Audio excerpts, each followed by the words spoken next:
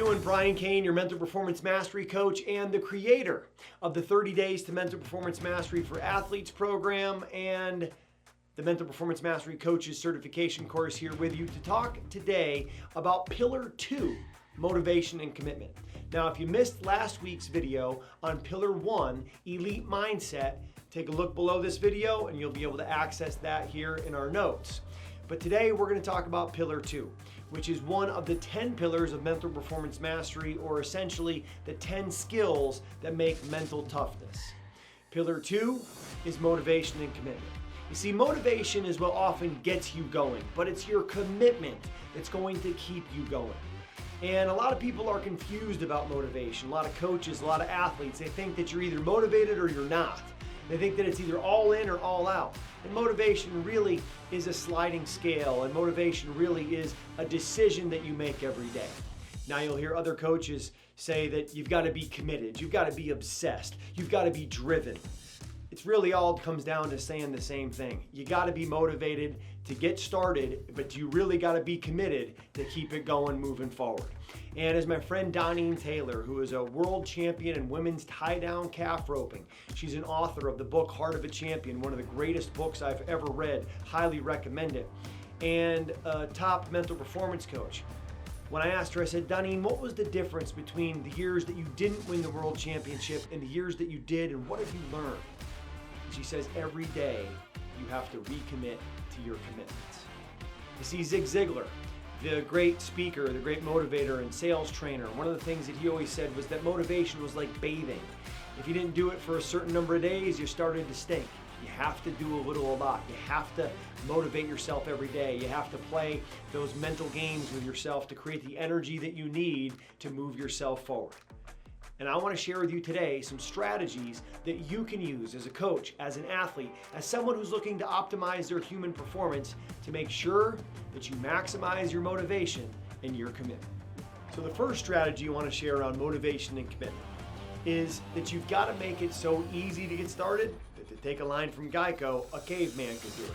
I think so many times we set these really big outcome goals and we fail to reverse engineer those goals or work them backwards into a small process where we can simply take the next step and then make it so easy for yourself to take the next step that it's almost hard not to do it. You see, it's the start that stops most people with motivation. And once you get the energy going and you realize that motivation comes after movement begins. You don't have to feel motivated to get started. Get started anyway and the motivation comes. Once you understand that, it will revolutionize your results. It will revolutionize your career. It will revolutionize your life and take you to that next level, because now you've eliminated the excuse of I don't feel like it. When you make the commitment to get started anyway, when you make the commitment to act different than how you feel, you will act as if you are motivated. And when you act motivated, you will then become motivated and you will feel motivated. But bigger than your motivations, as Donnie Taylor says, you have to commit to those commitments every day. So make it so easy for yourself to start that it's hard not to. The next strategy I want to share with you is to make motivation a daily habit and keep a scoreboard for yourself. With myself and all the clients that I work with, the coaches and athletes, the high performers, we use a free app that you can get called Habit Share. And the technique or the strategy we use is a success checklist. You see, measurement is motivation. Imagine playing golf with no scorecard. Imagine if you were a basketball player or a football player and there was no scoreboard. How much less motivated would you be than if you could see your progress? If you went to the weight room and all the weights looked the same and you had no idea how much weight you were putting on the bar, how motivated would you be? It becomes a lot harder when you don't have a scoreboard. You see, one of the key strategies that I use with all my clients is to gamify. And gamify simply means let's turn it into a game. Let's take your success checklist. Let's take the habits, the things that you want to do, executing an AM routine, drinking 2/3 of your body weight in water every day, listening to my Mental Performance Daily podcast, reading 3 pages of a book every day. Whatever your goals are, make them important to you, but then keep a scoreboard where you track your progress, because you treasure what you measure. Measurement is motivation. And if you can't measure it, you can't improve it.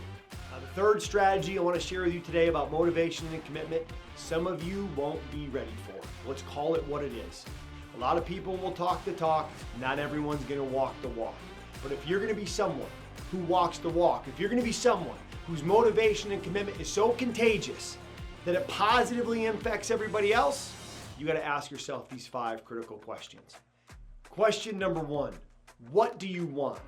When you can identify what it is you want, you give yourself the clarity to create like a heat-seeking missile where you want to go.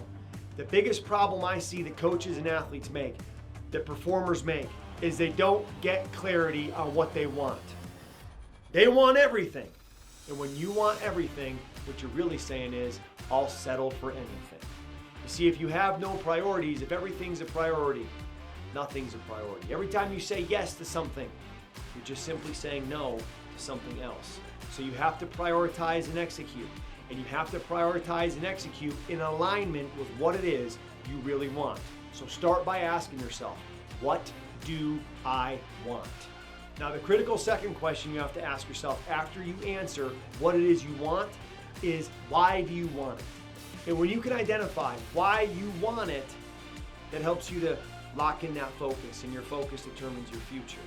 It helps you to create more energy, and energy is going to move the needle for you in the right direction.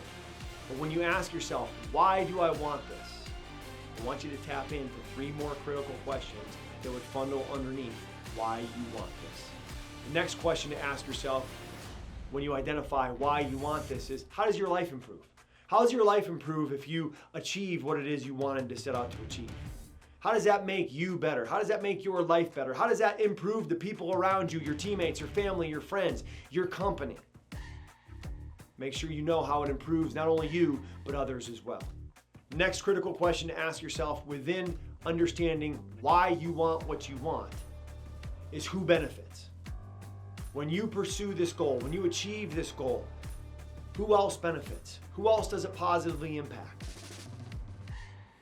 Because you have to be careful of who you become in pursuit of what you want.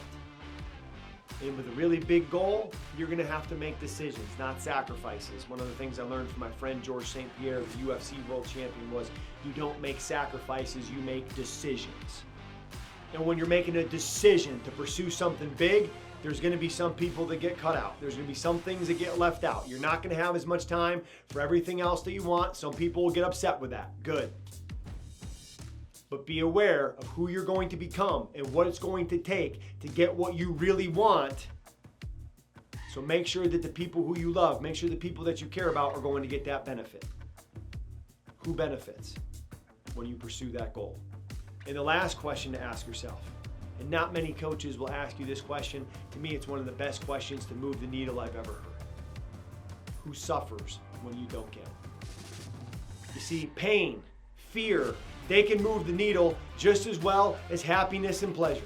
Who suffers if you don't get what it is you set out to get? Who suffers if you can't stay motivated, if you can't stay committed, if you can't stay locked in on your goal? Who are you going to let down? Remember these 5 words. I heard these from a friend and mentor, Bruce Brown, proactive coaching. And he had a 5-word sentence that changed my life, and I want to share it with you here around motivation and commitment. Don't let your teammates down. If you get nothing else out of this video in our time here, don't let your teammates down. Stay motivated, stay committed, recommit to your commitments, make it so easy to start, and make sure you know who benefits, who suffers. If you can't follow through on what you said you were going to do to get where you want to go, to get what you want with clarity of why you want it. Thanks for checking out this video.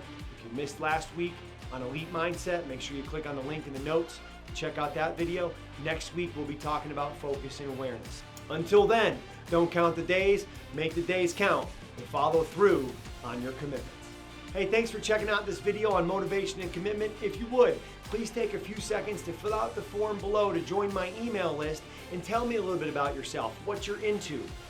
so I can send you the content that I know is going to help you close the gap from where you are to where you want to be. So please fill out the form below. Let me know about yourself so I can help coach you to greatness.